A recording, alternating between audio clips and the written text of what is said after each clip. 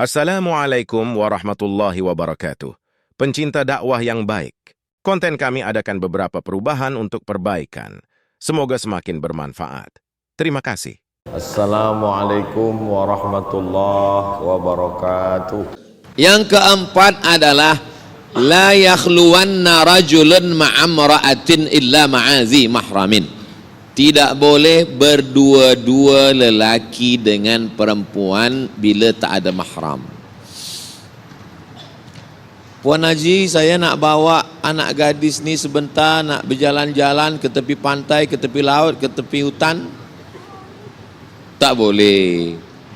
Kalau engkau nak bawa, saya mesti ikut, kita bertiga. Rupanya anak lelaki ni pandai pula. Mak Haji, kata Nabi, bila ada lelaki perempuan berdua, yang ketiga tu syaitan. Eloklah kami berdua saja, kata dia. Orang zaman dulu kalau nak jahat, buat jahat aja, buat dosa, buat dosa. Orang sekarang, dia buat jahat, dia buat dosa, dia tahu pula dalilnya. Inilah akhir zaman ni. Maka kita mesti pandai-pandailah jaga anak perempuan, supaya jangan lahir. Tapi Ustaz Abdul Somad, anak perempuannya elok, mak perempuannya pula. Dari pukul 8 pagi di office, 8 jam sehari. 9, 10, 11, 12, 1, 2, 3, 4. 8 jam dengan laki orang, 2 jam dengan laki sendiri. Berawal dari jumpa, bercerita, merasa tenang, na'udzubillah. 6 langkah syaitan. Yang pertama, nazratun, pandangan. Selepas memandang, fabtisamun, senyuman. Selepas senyuman, fasalamun, salam. Macam mana suara kambing? Be. Macam mana suara ayam? Kuku kuku. Macam mana suara kerbau? Mo.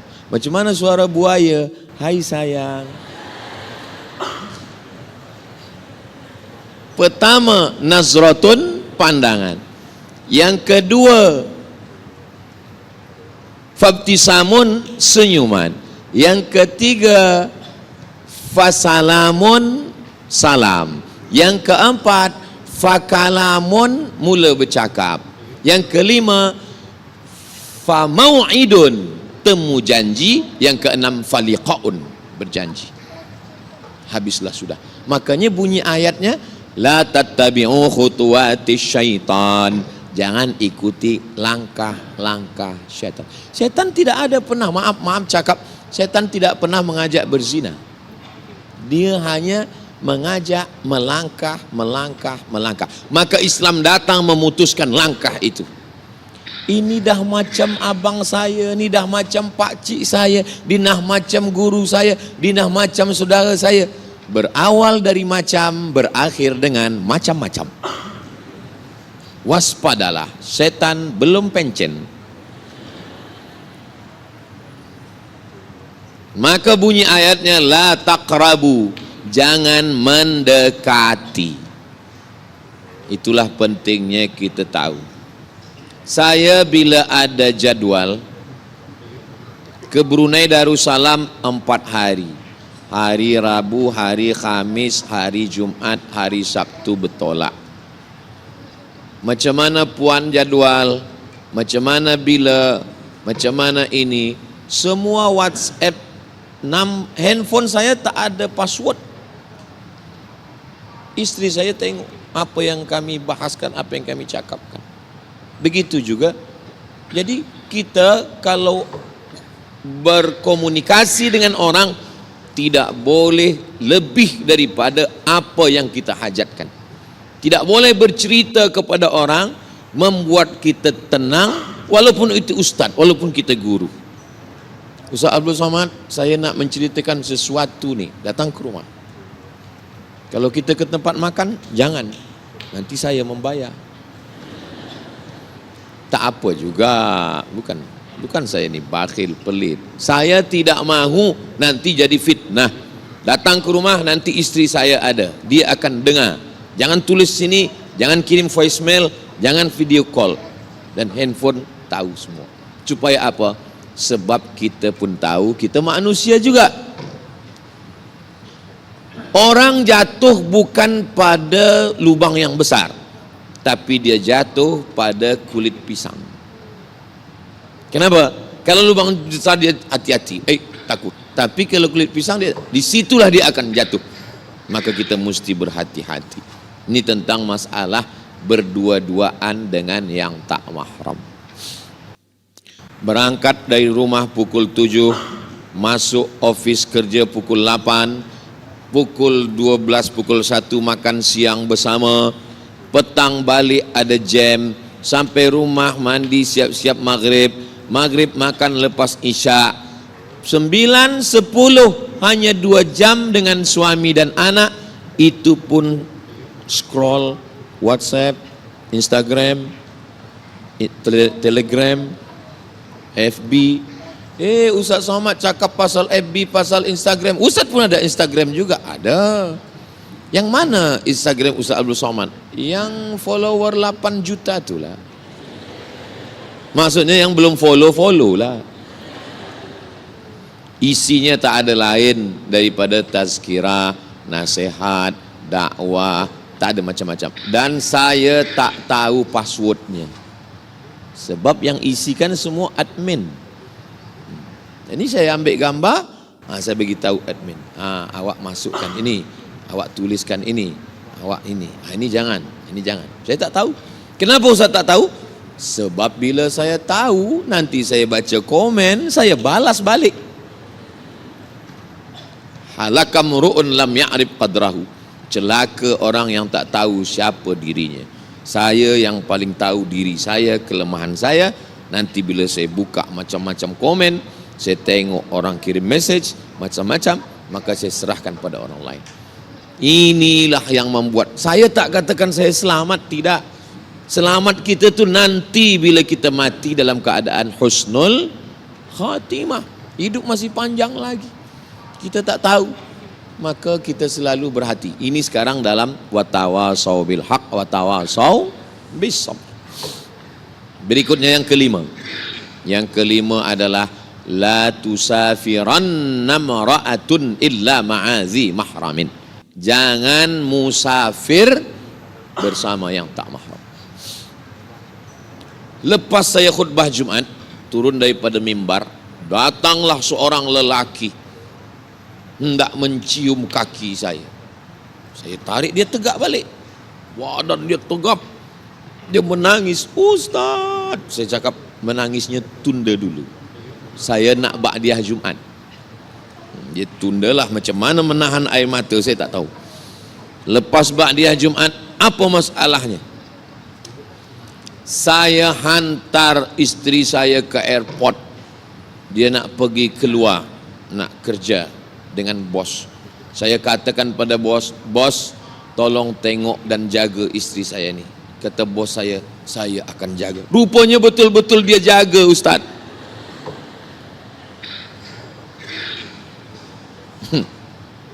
Dah berapa lama? Dah 2 tahun, Ustaz.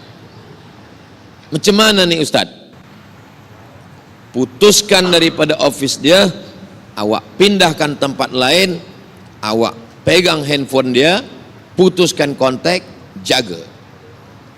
Bawa malam tahajud, baca yasin, berzikir, weekend pergi jalan, dekatkan hati perasaan. Macam mana boleh? Siap, Ustaz. Bismillah, bismillah. Lepas sebulan, telefon. Ustaz, boleh kita jumpa makan sama siang ni? Okey. Mana ada doa tolak makan? Yang ada tolak bala. Bila jumpa menangis lagi. Apa menangis ni? Hati saya tak boleh menerima, Ustaz. Rupanya lelaki, setegap apapun badannya, dia tak boleh menerima perempuan yang pernah melakukan kesalahan. Itu yang dapat saya fahami. Mulutnya berkata sanggup, tapi kata awak bulan lalu kata awak sanggup. Itulah Pak Ustaz, mulutku berkata iya, tapi hatiku tidak, Pak Ustaz. Pikir dulu pendapatan, sesal kemudian tiada gunanya. Maka pikir elok-elok. Karena lelaki susah untuk menerima. Kalaupun dia menerima, bukan kerana perempuan, tapi kerana anak, karena itu, karena ini, dan lain-lain. Ini saya tidak ingin kita bercerita, ini kan zaman dulu, ini kan dalam Quran, ini kan dalam hadis. Yang saya ceritakan adalah true story. Kisah kenyataan yang ada di zaman ini dan dialami oleh jamaah. Tapi nama tak boleh sebut. Nanti bila dia dengar, macam kisah aku tu, dia pun dapat pahala. Sebab kita tidak menceritakan nama orang, dia dapat pahala sebab dari cerita dia itulah orang akan ambil iktibar pelajaran bahawa di zaman ini na'udzubillah, maka tak boleh musafir. Bila ada orang nak kontak, nak tanya ustazah macam mana, dia tanya ustazah yang lain, ustazah lain akan sampaikan. Maka laki-laki mesti ada cemburu. Tapi janganlah pula sangat cemburu hingga tak boleh beli sayur.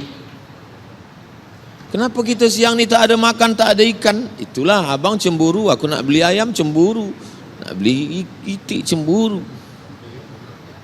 Ada atuk-atuk tua pun cemburu juga. Ini namanya cemburu buta, cemburu buta. Tapi lelaki yang tak ada cemburu, la yadkhulul jannah, tak masuk surga. Siapa itu ya Rasulullah? Dayus. Dayus. Jangan bagi nama anak Dayus. Apa makna Dayus? Allazi la yagharu ala maharimihi, tak ada rasa cemburu. Nauzubillah. Salah satu sebab kenapa orang Islam tak boleh makan maaf khinzir, sebab dia salah satu haiwan yang tak ada cemburu. Beza dengan ayam. Ayam jantan berdua berkelahi sampai tetes darah penghabisan. Apalagi ayam kampung, apalagi ayam hutan. Kata ayam, lebih baik putih tulang daripada putih mata. Ayam tak ada cakap macam itu, kata saya. Tambahan sikit dari saya. Ayam begitu. Tapi khinzir tidak, dia tak ada cemburu. Maka makanan yang kita makan, kenapa tak boleh makan betaring, kenapa tak boleh makan bekuku? Sebab dia buas. Maka makanan akan masuk sifatnya ke dalam badan kita. Jaga makanan kita, sebab makanan itu mempengaruhi cara kita berpikir. Makanan berubah menjadi darah. Darah semangkuk makanan berubah menjadi setetes darah, masuk ke dalam jantung, dari jantung naik ke otak, yang merenung jantung, yang berpikir otak. Darahnya darah daripada yang haram, berpengaruh kepada fikiran kita. Itulah kenapa kita tak boleh makan yang haram-haram. Kulu, makanlah min thayyibat, yang baik-baik. Yang keenam, waqarna fi buyutikunna, hendaklah perempuan itu duduk di rumah. Hukum asalnya perempuan hanya duduk di rumah. Yang mengantati bila tamu datang lelaki. Belum pernah sekalipun istri saya mengantar makanan, kuih, nasi ke tamu. Bila tamu menengok, nanti saya cemburu. Tidak ada gambar kami di tempat bilik tamu. Nanti bila tamu tengok, cemburu. Ustaz ni cemburu buta jugalah. Apa maknanya? Untuk kita jaga. Perempuan, kalau kami pakai hijab boleh, tak masalah. Dulu sebelum taubat, sebelum hijrah, gambar muda-muda lagi dipasang, orang tengok, ini siapa? Bini kau. Dia dulu cantik juga ya. Ada hati manusia. Hati ini kita jaga. Maka jagalah hati. Kita nak pergi bawa kereta, yang guna kereta drive tangan, yang tengok jalan mata, yang guna kaki. Tapi bila kita tengok di tepi jalan tertulis hati-hati. Kenapa tak tulis mata-mata? Kenapa tak tulis kaki-kaki? Sebab kita mesti jaga hati supaya jangan sampai sakit Tahu semua. Begitulah Allah Subhanahu wa taala menjaga hati. Jadi kalau hati kita, saya pagi ini boleh menyampaikan selesa karena yang menyampaikan dengan yang menerima hatinya sama-sama terbuka. Tanyalah pada ustazah, ustadz yang biasa bagi tazkirah, macam mana rasanya menyampaikan kajian pada orang yang hatinya tertutup. Susah kita. Pernahkah ustadz mengalami macam itu? Ya, berat, rasanya payah nak bercakap. Bila tu ustadz? Tazkirah sebelum buka puasa. Saya tidak mahu diminta bagi tazkirah sebelum buka puasa. Sebab apa? Orang hati tertutup, mata tertutup. Ustaz Abdul Samad, ya, bolehkah datang ke majlis kami? Apa program kita? Tazkirah sebelum buka puasa? Tak. Saya dah mengalami beberapa kali. Kejap tengok jam, kejap tengok. Mungkin dia tengok muka saya macam ayam goreng. Alhamdulillah, akhirnya penderitaan pun berakhir. Terdengar juga suara azan. Allahu Akbar, Allah. Demikianlah tazkirah yang singkat ini. Mudah-mudahan bermanfaat. Tak lama datang AJK, Ustaz Abdul Samad, mohon maaf. Kenapa? Itu tadi azan radio dari Jakarta, bukan di Riau Sumatera. Belum lagi 10 minit lagi baru azan. Lepas buka puasa barulah saya sampaikan. Saya rasanya tadi menyampaikan tazkirah lama betul lah pada tuan-tuan. Kata jamaah yang mendengar, kami yang mendengar lebih lama lagi Ustaz. Tadi saya mula bagi tazkirah ni pukul 9, sekarang dah pukul 10. 1 jam saya bercakap, mengalir begitu saja. Ini menunjukkan muslimat ni hatinya terbuka kerana Allah Subhanahu Wa Taala. Iya ke? Kadang kita saja merasa. Tapi baru 6 saya sampaikan. Oh, kalau begitu tak boleh ke kami bekerja Ustaz? Kami kerja di office, kami mencari nafkah. Ada seorang perempuan namanya Asma. Asma keluar rumah mencari makanan unta dan kambing. Manakala Nabi menengok, Nabi tolong dia, Nabi bawakan sampai balik ke rumah. Asma ini anak Abu Bakar Siddiq, saudara Aisyah. Itu dalil perempuan boleh bekerja, bukan tak boleh. Untung saya tak terlupa menjelaskannya. Kalau saya lupa, semua resign esok. Semua keluar office. Datuk Mufti dan Menteri Agama Pihin mungkin akan telefon, Ustaz Abdul Samad jangan datang Brunei lagi sebab semua perempuan dah keluar office. Sebab tazkirah semalam lupa Ustaz bagi tahu. Maksudnya kalau dia cukup syarat boleh. Cukup syarat apa? Dia PhD, dia master, dia BA, dia punya ilmu, dia menutup aurat, dia menjaga diri, dia izin suami. Perempuan yang melangkahkan kaki selangkah dari rumah, tidak izin suami, dari mula langkah pertama sampai dia balik, laknat daripada malaikat. Laknat artinya ba'idun anir rahmah, jauh daripada rahmat Allah. Abang, izinkan saya nak bekerja ni, saya ada peluang. Kalau abang izin ya, awas kalau tidak. Tak boleh. Izin ialah. Suami itu membagi izin ada 2 kemungkinan. Pertama kerana dia sayang, kedua kerana dia takut. Beza-beza tipis antara sayang dan takut. Macam mana Ustaz? Cuba nanti puan balik ke rumah, tengok suami tu elok-elok. Tengok, abang ni macam yang takut ke yang sayang? Ada seorang lelaki, manakala saya makan di rumah dia bagi tazkirah, dia tanya, Ustaz ada yang saya nak tanya. Tapi suara dia kecil je. Apa masalah? Apa hukumnya suami takut pada isteri? Saya pun jawab pelan juga. Suami yang takut pada isteri, dia tak kena azab kubur. Kenapa tak kena azab kubur Ustaz? Sebab kata malaikat, yang ini tak usah kita azab dia, sebab dia dah terlampau azab di dunia.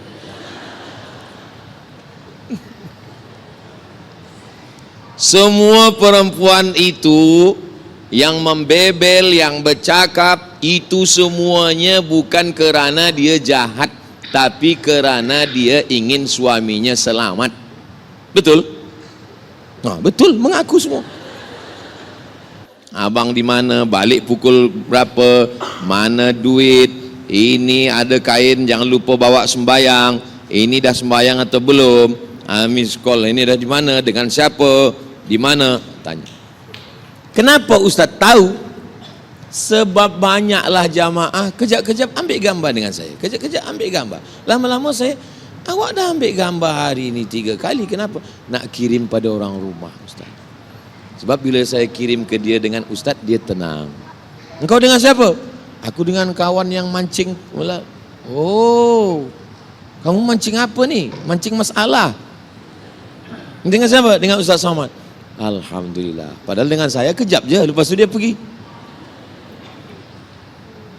Maka perempuan boleh bekerja, atau mohon maaf, pendapatan suami kurang, jodoh kita tak tahu, lalu kemudian dia bekerja, boleh. Abang, aku ni bekerja. Sebab apa? Sebab nanti bila ada zakat, aku bagi zakat. Mana boleh isteri bagi zakat ke suami?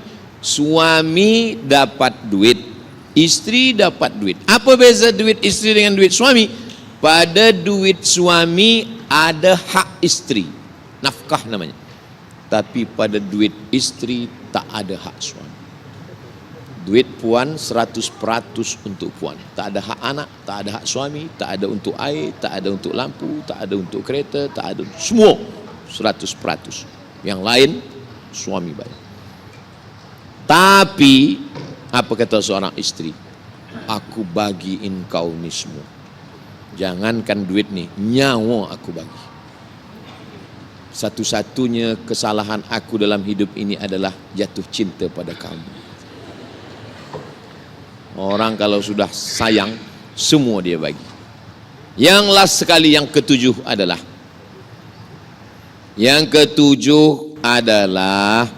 yaitunya perempuan yang menderhaka.